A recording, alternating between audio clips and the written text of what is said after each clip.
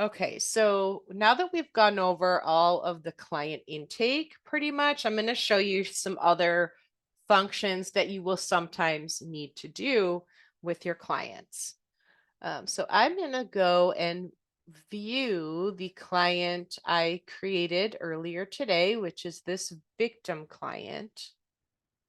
And you remember that we went through this person's client needs.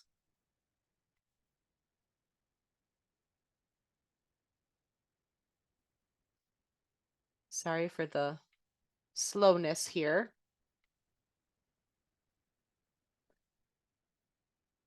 And so I'm going to view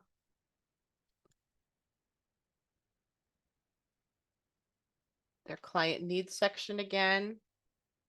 And let's say, so we did this intake on January 1st of this year. Let's say it's a month later, and I want to update this client's needs. Actually, I want to create an update for this client generally. And again, this is a new feature that was rolled out as part of the InfoNet Stepping Forward upgrades this last December. So I'm going to click Client Updates. And you can see here, I only have one update record listed, which was their intake. There are black check marks in all four of these columns because that means I entered some data there.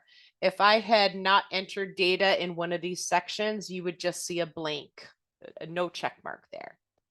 So let's say I'm going to update this person's, I'm going to add an update for this person. So I'm going to click this button, Add New Client Update. And we're going to update multiple things at the same time. Update date. This has to be at least 2 weeks later than their intake or the last update you've added. So since their first contact date was January 1st, and this is their first update record since that time, it will not allow me to make this less than 14 days. So if I tried to enter an update for January 13th, 2024, and I try to save it, it will make me enter something at least 14 days or 2 weeks later. I'm actually going to make this update on a quarterly basis. So I'll say April 1st. And I'm going to say by this time, maybe I provided this client with some employment advocacy and this person was able to get a job. So I'm going to change their employment from not employed, which was their status at the point of intake. I'm going to say now they are employed part-time or full-time. And now that they have a full-time job, their primary income has also changed now. So it's no longer general assistance, but now it is employment. So I'm going to edit that. And there's no change regarding language and disability needs. So I'm going to leave that as is. And here I'm going to update this person's, I'm going to do a needs assessment now that it's been 3 months since they've been receiving services. I'm going to look back at what needs they had the last time we did this assessment. I'm going to document progress on addressing those needs in the time since. And then we'll also be able to document each of these, whether it's still a need or if there are new needs. So you'll see here that there is a column that says previous need. This is always going to refer back to the last needs assessment you entered on your client. In our case, it was the same needs assessment we did at intake or 3 months ago, January 1st. I checked yes for crisis intervention and safety planning. So we're going to see yes in the previous need columns. I did not check these other categories as needs, which is why they say no. And so I'm first going to look at all the needs that were marked yes as of 3 months ago. And I'm going to say whether each need, whether or not sometimes needs aren't addressed, and that's okay. If it was addressed, there are different ways it can be addressed. Crisis intervention. It could have been addressed internally with services provided by my own organization. If that's the case, I'm going to check this internal box. Maybe it was addressed externally from not within your organization, but a community partner organization that specializes in addressing that need. Oftentimes, it might be both. You were able to provide this person services to address the need, and there was also a partner agency that was also providing services. In that case, I could check both.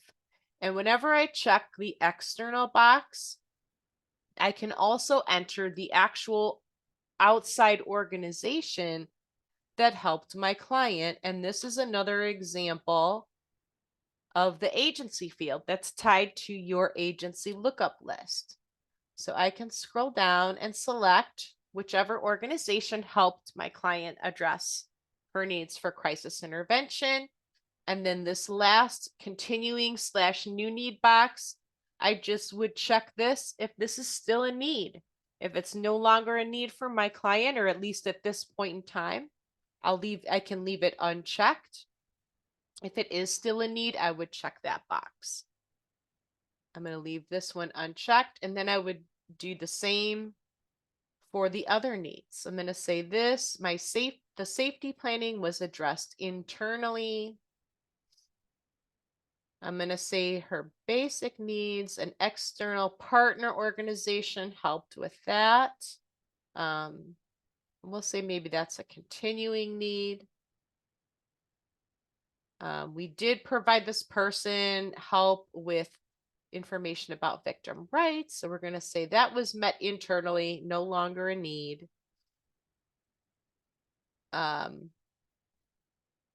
We provided them info on a protective order, but it's no longer a need.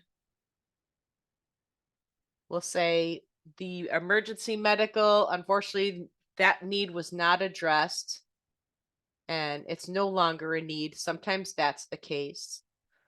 And then we're going to document some new needs. We're going to say now the client expresses a need for sexual violence related therapy, and then maybe some coping.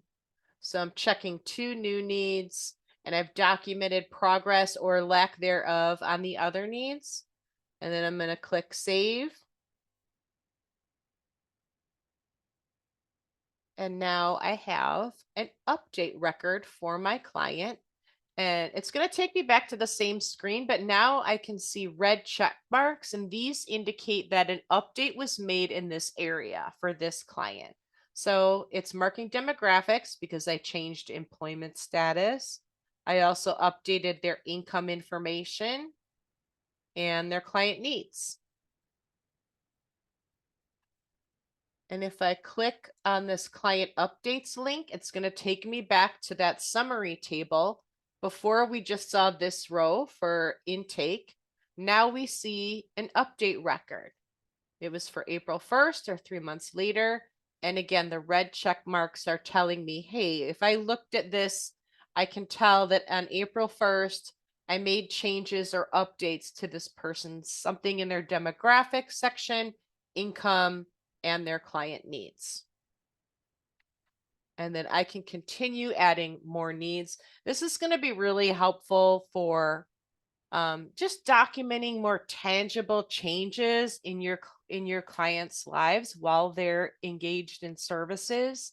So you'll be able to say things like, of the 50 clients that were enrolled in our economic empowerment program, 75% were able to increase their income or able to get a job. You'll be able to make tangible statements like that. That's going to help you advocate for newer continued funding or just show the work that you're doing in the community.